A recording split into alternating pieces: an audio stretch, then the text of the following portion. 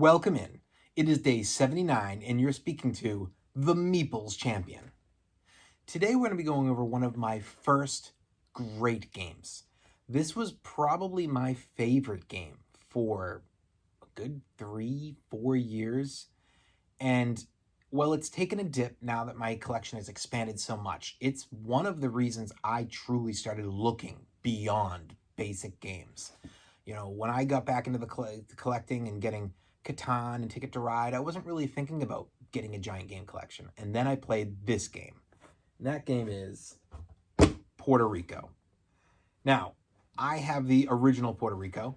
I haven't seen anything that makes me want to get the second edition as far as any game changes. I'll have to really get my eyes on it closer to see if there's any legitimate updates that would make this game more fun. I understand why they did the second edition, because the first edition is a bit offensive in the way that the pieces were made. But I also don't want to spend $50 if it's just getting me the same game. So unfortunately, my cheapness kicks in at times. You can only spend $50 so many times.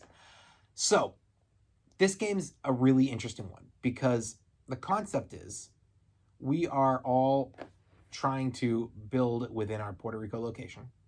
So you have the ability of gaining money.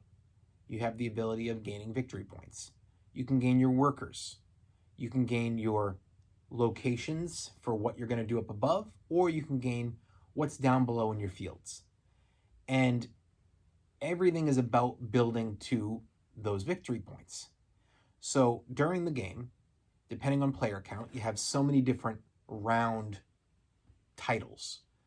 And somebody is going to be the first player and say, I'm picking this title. So you might pick the mayor. And then the way the mayor would work would be, all right, well, by picking it first, as the person picking it, you're going to get from off the mayor one person, and it's a new meeple that goes on your board. And now you're going to pick one person off of however many were on the mayor already, and then around the table, everybody grabs one. If there's anybody remaining, you're going to grab another one, and it keeps going. At the beginning of the game, there should just be enough on the mayor to really pay everybody one, and then you'll have the bonus one. So you all do this, and then you place them. Right then is when you can place them, and you can change any that were within your kingdom already. So you can say, okay, I've got up top something to make indigo. I've got down below an indigo plant. I'm going to put one person here, one person there. And now when we go to make the food that we make, I have the ability to make indigo because I have the plant and I have the refinery. So you do all your changes, your people, and then the next person goes. And now they pick something from above. So they might say, okay, well, I'm going to grab the ability for the captain. And with the captain, it's going to be, well, I'm going to turn in all of this resource to this boat. So you might say, I'm turning in my corn to this boat. And now that boat is specifically for corn. And you're going to get a victory point for every single one that you put there. And by being the person who places this, you're going to get a bonus victory point. And now the next person goes, and the next person goes, and you have to keep placing. And unless you've already picked up something special that protects you, at the end of all the captain, everybody can only keep a single piece of whatever foods they had. So this is where it gets strategic, because somebody might say, well, I wanted to place, my coffee because it's a lot of money, but I only have one. And I see that the guy next to me also has one. But we only have one boat left with an option, and nobody's placed sugar yet. So I'm going to place sugar in there so he can't place it. And now he's going to get in trouble because he doesn't just have a coffee, he also has an indigo, and there's no indigo boat. And all of a sudden, now this guy has to lose something. So you might strategically pick. Or you might say, I just want to get the victory points. I'm just trying to make sure I get the victory points I can get. So there's a bunch of different options. Some of them allow you to sell things off to get money. Some of them are just plain money on it. Some of them are going to allow you to go buy and put new buildings on your ability. The person who picks it gets the discount. Whoever picks something gets a bonus with it, and everybody else still gets to do the basic of that action. And at the end of everybody going, whatever ones were not picked get a doubloon, a gold put on them. And now you pass the first player to the left, and now that person with everything put back out is going to be the first to pick again, and now you go again. And everybody just keeps doing this until either all of the workers have been pulled. There's nobody, basically, you can't fill the boat again until somebody has filled the entire top section of their building's location, or until somebody has, I believe it's when you run out of victory points. There's no more to be distributed. Once that happens, end of game, and you're going to just figure out, based on all the different types of scoring, who won. So, why don't we jump in and talk about this game? Starting, the art. I am not a fan of this box art. I wasn't super excited to play this game when I first saw it because the box didn't sell me on it. You know, a friend of mine told me, like, no, this is really good. And it was, but the box didn't sell me. Now, when you set it up, I do think that the player mats and everything out there is a lot better, but still not great. Like, maybe that's passing and this is a fail and there's nobody that's, like, gone beyond passing. So for me, it's a thumbs down on the art. I just don't think they did a great job. I heard second edition is a little bit better in that regard, and I really need to check out that box and the inside to see where it landed, but definitely this one did not pass for me. Your components. Your components are a bunch of different woods, you know, your wooden for your different types of things you're making for your different product, and then a bunch of your cardboard for your different spots you're going to place on your board, and for the things that you're creating as far as like your indigos and all that, like being put down on your fields. The actual player roles you can pick are done as cardboard, not as a card. I really liked that. It's a big thumbs up. I think they went all out and they made it so that this was something that was going to last. So good job on that. Your price. Firstly, you're going to find this in any board game store. Now, I'm going to say 4 out of 5. Let's be fair. Not every board game store. And I haven't gone around in a while. This game's older, so maybe this game isn't going to hit like it used to when I was going out 5-10 years ago looking at board game stores. It's not like I've, in the past few years, been hitting up every store I used to go to. So it's possible that this has dipped a bit, but I would wonder if it got replaced by second edition of those stores. As far as finding it in like a Target or in a Barnes & Noble, no, you're not going to find those there. And price-wise, you're probably looking at $60.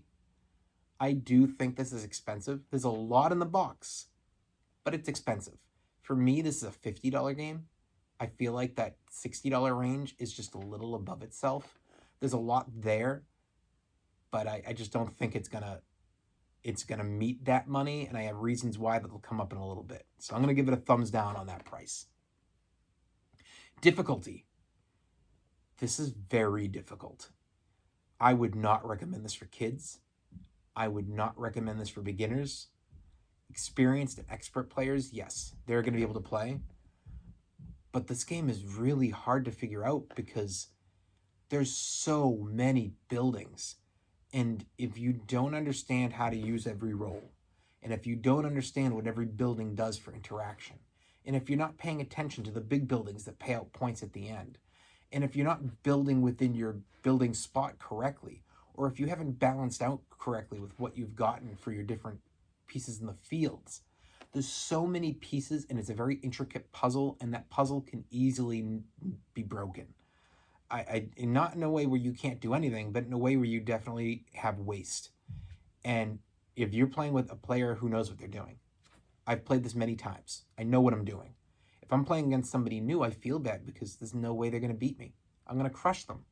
And I think that that's not fun, and that takes away from me. So it's a thumbs down on the difficulty. Replayability.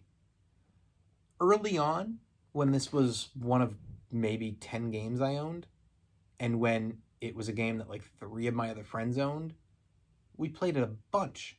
But we were early gamers. We were beginners moving into that experienced range. And it was just the big game we picked that everybody got to know. And it was our first real deep dive into a hard game. Today, I never pick Puerto Rico.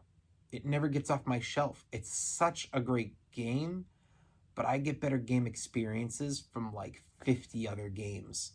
So, and that's just on my shelves. So it just isn't going to get picked very often. Part of me wants to cull it out of the collection for that reason, but I also have a lot of nostalgia for the game. I do like to play it once in a while, but it's not going to get played twice in the same day. And it's probably not ever going to get played twice in the same year again, to be honest. This is probably, if I've got 10 plays left in this game the rest of my life, I'd be shocked. I feel like this is one of those games that's going to be played like, oh, I played it for this year, oh, I missed it for a couple of years, oh, I missed it for a couple of years. Like, by the time I'm like 60, I might hit my 10th play and be like, oh, wow, okay, well, there we are. So, got to be thumbs down on that replayability. Keys to victory. This is great. I think this does a very good job, because what are you trying to do? Are you trying to take advantage of selling so that you can get points when you do that?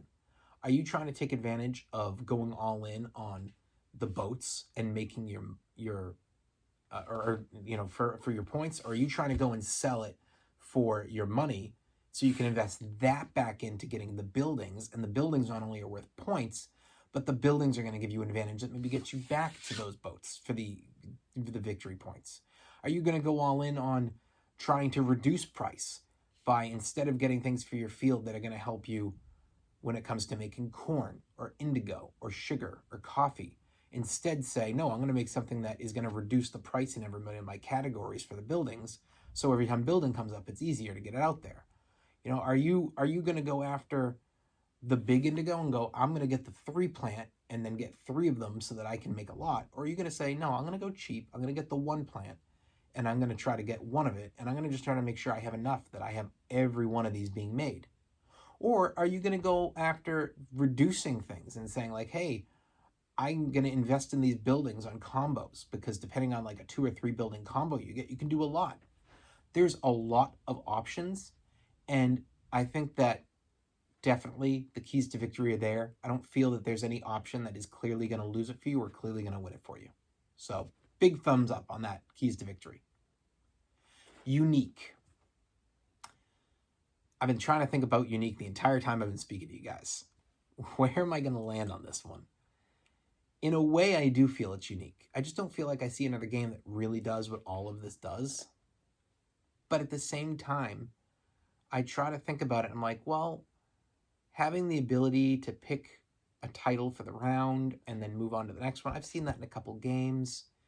The ability to build, you know, it may look unique, but it's just because of the way they designed it. At the end of the day, if you just change the shape of these and make it like a map, it's going to like match up with so many other of these building games in that respect, and giving you abilities. I feel like this was unique when it came out, but it came out like 20 plus years ago. And since then, it has been an inspiration in the board game community to all sorts of other designs, but it's been passed. It's been redone. It's been made. It's inspired all sorts of cool designs that now have taken away its uniqueness. It's now more of a nostalgia piece. It still plays great, but there's a reason I don't get it to the table very often, and it's because the game's, what it does, I can find it in a funner way in other games. So I can't give it unique. It has to be a thumbs down. So overall, what do I think of this game? This is, as I said, one of my favorite games early on. I don't think I'll ever get rid of the game. But at the same time, I don't recommend a beginner or a kid playing this game. And even an experienced player, make sure you're going to play this with everybody on the same page. Either you all know the game or nobody knows the game, because otherwise you're not going to have a balanced and fun time. I don't recommend people buying it. I just don't think it's worth the money it's being charged at. And even if you could get it at a reasonable price, I just don't think you're going to get it to your table very often. So it's not worth buying, in my opinion. I love the game. It's always going to have a special place in my heart.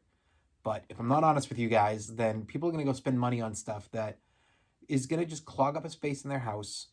And then like 2 years later, you're going to look at it and be like, man, I wish I hadn't listened to that reviewer who was trying to give me advice. I like it, but I just don't think it's going to be a hit for you guys. So, you know, get out there though. It's got to be up to you. You know, this has been my opinion, but you have to know. Maybe it's a huge hit. Maybe your group this is perfect for. It's up to you to figure that out for sure. I just recommend not figuring that out by buying first. Go to a local store, try to play it, find somebody who owns it, sit down and play it, see if it hits. See if other people you like it's fun for. And if it is and you're willing to spend the money, awesome. But until you know for sure, don't go spend the money on this game. Well, today has been day 79. We've been speaking about the game Puerto Rico, and you've been speaking to the Meeples champion. Like, share, subscribe, and check down below in the description where I'm going to be putting in an Amazon link for this game if you are interested in picking it up. Until next time, I'll talk to you tomorrow.